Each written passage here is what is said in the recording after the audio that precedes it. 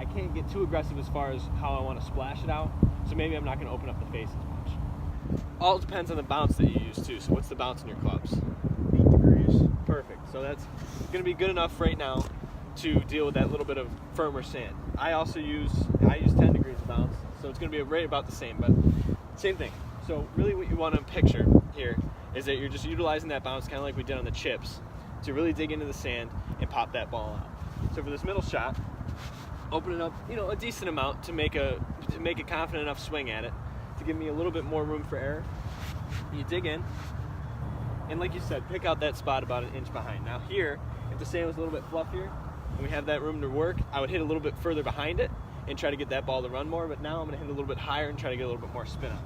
And if you do want to get a little bit more clearance with your hips, just kick that toe back. Yep, there you go.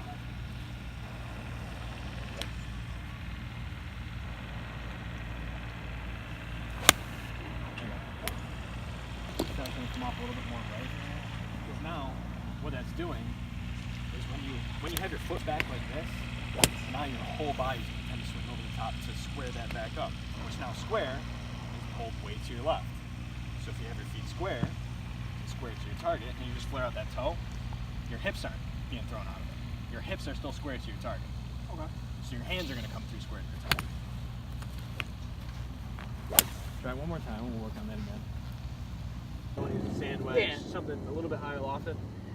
And all I want to do here is just get it rolling as soon as possible. Okay. Now the reason I don't use a 52 degree here is because if I bump it a little too hard, it's going to have a tendency to just run away from me. I want to still have a little bit more control of hitting higher to be able to control the speed. So what I do is I put it right probably off the inside toe of my back foot, so that's my left foot, for you, your right. And almost the same thing as that dead hand high shot. I don't really put too much of my hands into it on the back swing, but get my hands a little bit more involved on the through swing. Okay. And same thing, I do like to favor the heel here of the club and feel like I'm just kind of digging it in. It's going to come out a little bit lower, but it's still going to land soft enough and get rolling. Nice, okay. Get you a few balls here and try that out. So let me see the setup.